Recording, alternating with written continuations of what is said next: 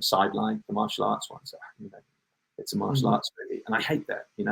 It's like the old days when they said it's a Western. It's just a Western. You had someone like John Ford making what is now appreciated as American poetry of the highest level. You cry when you watch The Searchers or How Green Is My Valley or Three Godfathers. Young Mr. Lincoln. These are pictures which changed cinema, but the guy was known as a Western director. And I think martial arts are like that now. I've worked my hardest to put anything other than anything, into martial arts to warrant the reason for a person having a fight that uses martial arts. And that's the trick. That's the question. How do you do that?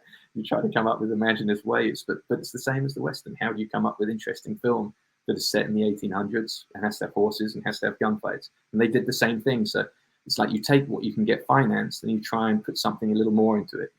Anything. Interesting. Yeah, that's interesting, man, because it does have a little bit of a stigma with the martial arts. It's like, oh, it's a martial arts movie. It's like, what he said on Avengement? Oh no, it's Savage Dog. It was before he'd worked with me many times. You know what he was? He's Israeli, so the language is not the greatest English, although he's actually far more intelligent than I am.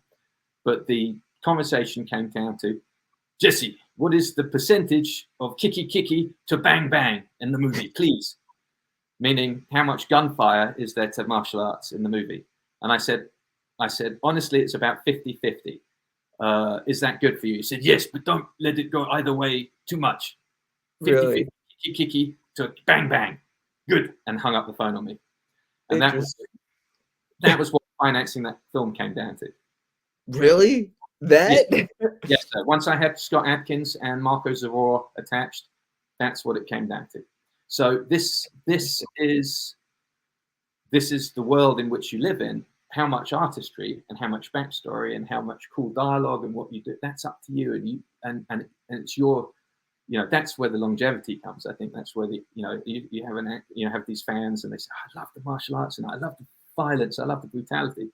There's plenty of films of martial arts and violence and brutality, and I hope they're enjoying my movie because it's a little bit more that they take home. Maybe, like you say, the comedy, or the fact that in Avengement, Scott's character's mum is in hospital. Maybe it's that, you try and do something, or in Chief of Station, it's because Aaron has this very real sort of task that, and he conveys this feeling of loss and confusion, and you invest in him. So, the fun for me is creating the characters that you can then put into these action-packed situations.